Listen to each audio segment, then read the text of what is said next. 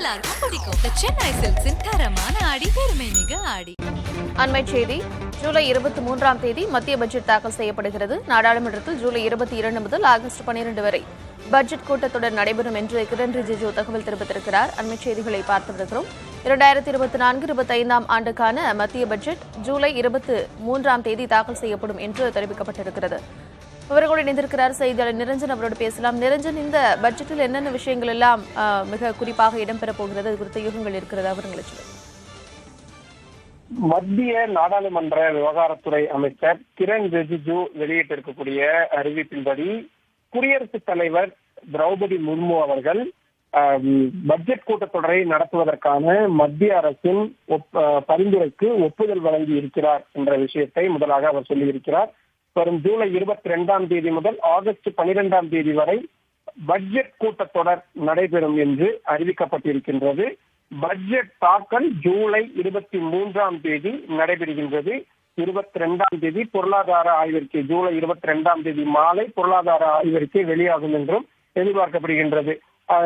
பாரதிய ஜனதா கட்சி தலைமையிலான தேசிய ஜனநாயக கூட்டணி 3வது முறையாக ஆட்சி அமைப்பதற்கு பின்னர் தற்பொழுது தாக்கல் செய்யப்படக்கூடிய பட்ஜெட் என்பதுதான் முதல் பட்ஜெட்டாக இருக்கிறது. ஏற்கனவே கடந்த பிப்ரவரி மாதம் இடைக்கால பட்ஜெட் தாக்கல் செய்யப்பட்டிருந்த நிலையில் தற்பொழுது முழு பட்ஜெட்டாக வரும் ஜூலை 23ஆம் தேதி தாக்கல் செய்யப்பட போகின்றது.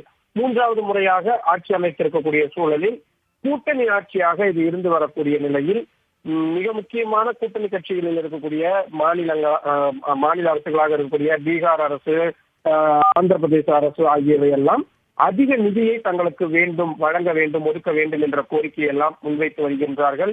இது தொடர்பான அறிவிப்புகள் வெளியாகுமா, வட்டி விகிதத்தில் குறைவு அல்லது மற்ற விலைவாசி ஏற்றத்தை கவனம் கொள்ளும் வகையில் இருக்கக்கூடிய சிறப்பு அம்சங்கள் என பல்வேறு விஷயங்கள் இந்த பட்ஜெட் குறித்த எதிர்பார்ப்புகளை மேலும் அதிகரித்திருக்கின்றது. இதற்காக மத்திய நிதியமைச்சர் நிர்மலா சீதாராமன் கடந்த சில வாரங்களாகவே தீவிரமான பணிகளில் அவர் ஈடுபட்டு வருகிறார். தொடர்ந்து பல்வேறு தரப்பிலிருந்தும் தகவல்களை பெறுவது, புள்ளி விவரங்களை கேட்டு பெறுவது, யார் யாருக்கு என்னென்ன மாதிரியான கோரிக்கைகள் இருக்கிறது, கடந்த பட்ஜெட்டின் போது சொல்லப்பட்ட விஷயங்கள் இந்த பட்ஜெட்டில் எந்தெந்த வகையில் எல்லாம் நீட்டிப்பு செய்யப்பட வேண்டும், புதிய திட்டங்கள் எவையெல்லாம் வரப்போகின்றது போன்ற பல்வேறு அம்சங்கள் நாட்டு மக்கள் மத்தியில் பெரும் எதிர்பார்ப்புகளை ஏற்படுத்தியிருக்கிறார்கள். கடந்த 2019ஆம் ஆண்டு நடைபெற்ற தேர்தலின் முடிவுகளில் 2வது முறையாக பாஜக ஆட்சி அமைத்த போது வரி விகிதம் உள்ளிட்ட பல்வேறு விஷயங்களில் மிக முக்கியமான அறிவிப்புகள் என்பது வெளியாகி இருந்த நிலையில் 3வது முறையாகவும் அவர்கள் ஆட்சி அமைத்திருக்கிறார்கள். இந்த முறை என்ன மாதிரியான அறிவிப்புகள் வெளியாகும் என்பதுதான் பெரும் எதிர்பார்ப்புகளை ஏற்படுத்தி இருக்கின்றது.